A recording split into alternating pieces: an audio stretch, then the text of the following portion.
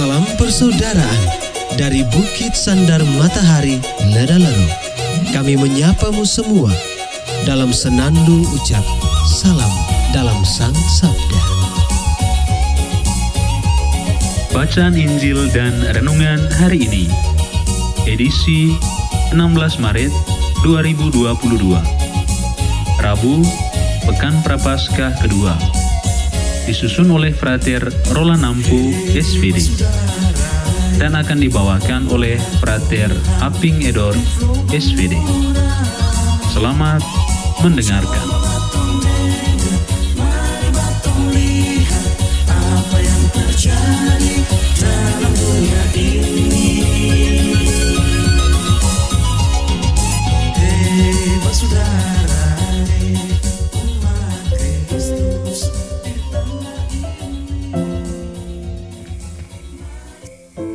Bacaan diambil dari Injil Matius bab 20 ayat 17 sampai 28. Pada waktu Yesus akan pergi ke Yerusalem, Ia memanggil ke-12 muridnya tersendiri dan berkata kepada mereka, "Sekarang kita pergi ke Yerusalem, dan Anak Manusia akan diserahkan kepada imam-imam kepala dan ahli-ahli Taurat, dan mereka akan menjatuhi Dia hukuman mati. Mereka akan menyerahkan Dia kepada bangsa-bangsa yang tidak mengenal Allah, supaya Ia diolok-olokkan, disesah, dan disalibkan. Tetapi pada hari ketiga, Ia akan bangkit." Maka datanglah ibu anak-anak Zebedeus beserta anak-anaknya kepada Yesus, lalu sujud di hadapannya untuk meminta sesuatu kepadanya. Kata Yesus, "Apa yang kau kehendaki?" Jawab ibu anak itu, "Berilah perintah, supaya kedua anakku ini kelak boleh duduk di dalam kerajaan-Mu, yang seorang di sebelah kanan-Mu, dan yang seorang lagi di sebelah kiri-Mu." Tetapi Yesus menjawab, "Kamu tidak tahu apa yang kamu minta. Dapatkah kamu meminum cawan yang harus kuminum?" Kata mereka kepadanya, "Kami dapat." Yesus berkata kepada mereka, "Cawanku memang akan kamu minum, tetapi hal duduk di sebelah kananku atau di sebelah kiriku, Aku tidak berhak memberikannya. Itu akan diberikan kepada orang-orang bagi siapa Bapa-Ku telah menyediakannya." Mendengar itu, marahlah ke-10 murid yang lain kepada kedua saudara itu. Tetapi Yesus memanggil mereka lalu berkata, "Kamu tahu bahwa pemerintah bangsa-bangsa memerintah rakyatnya dengan tangan besi, dan pembesar-pembesar menjalankan kuasanya dengan keras atas mereka. Tidaklah demikian di antara kamu. Barang siapa ingin menjadi besar di antara kamu, hendaklah ia menjadi pelayan. Dan barang siapa ingin menjadi terkemuka di antara kamu, hendaklah ia menjadi hambamu. Sama seperti Anak Manusia, Ia datang bukan untuk dilayani, melainkan untuk melayani, dan untuk memberikan nyawanya menjadi tebusan bagi banyak orang." Demikianlah Injil Tuhan. Terpujilah Kristus.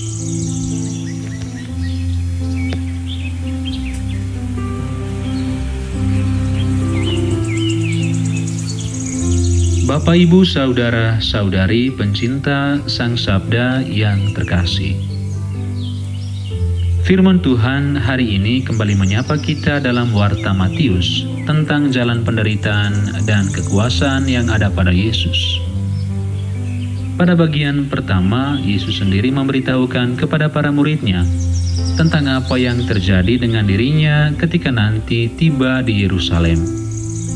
Dia akan diserahkan kepada imam-imam kepala dan ahli-ahli Taurat, dijatuhi hukuman mati, disesah, disalibkan, dan akan bangkit pada hari ketiga.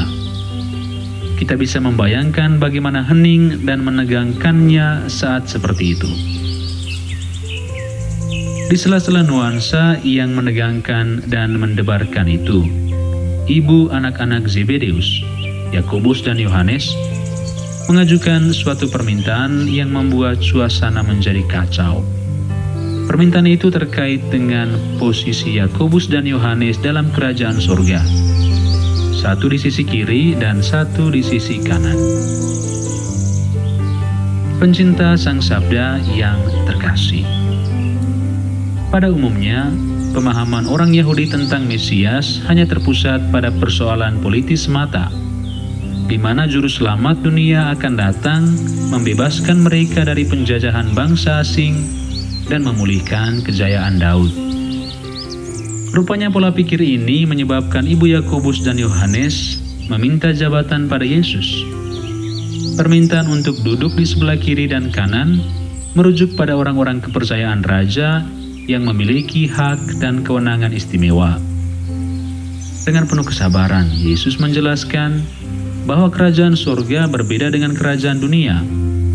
Jika kerajaan dunia mengejar kekuasaan, hak istimewa, tidaklah demikian dalam kerajaan surga. Dalam kerajaan surga, setiap orang berlomba-lomba menjadi hamba, menjadi pelayan bagi yang lain. Kerajaan surga tidak berbicara mengenai kekuasaan dan kekerasan, melainkan soal melayani, mengasihi, dan kerendahan hati. Terkadang pola pikir kita menjauhkan kita dari Allah, sama seperti yang dipikirkan ibu anak-anak Zebedeus. Bahkan kita selalu lupa bagaimana menjadi murid yang dikehendaki Allah. Sekarang mungkin kita memiliki kekuasaan atau jabatan tertentu dengan batas kewenangan yang bervariasi. Itu suatu berkat yang harus kita syukuri.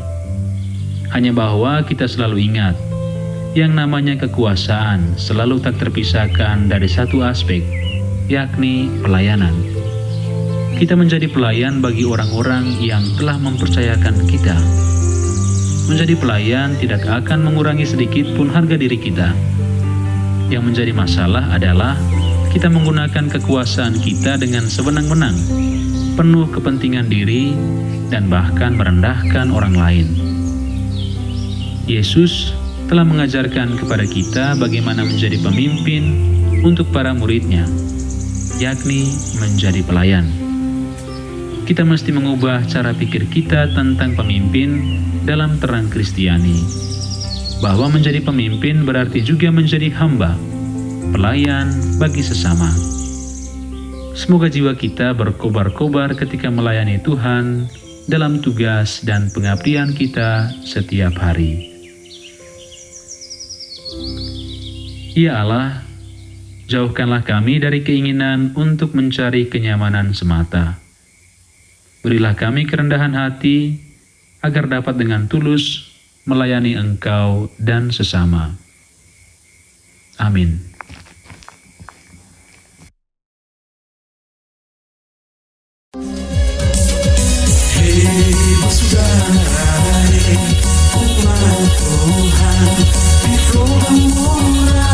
Sahabat-sahabat pencinta Sang Sabda, kita baru saja mendengar bacaan Injil dan renungan edisi hari ini.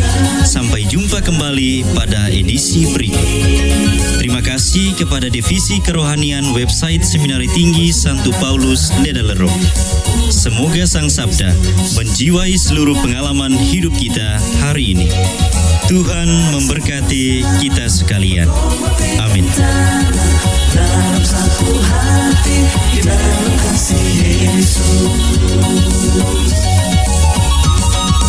Mari dengarkan sapaan sabda dari komunitas Seminari Tinggi Santo Paulus Ledalero setiap hari Senin sampai dengan Sabtu di www.seminariledalero.org.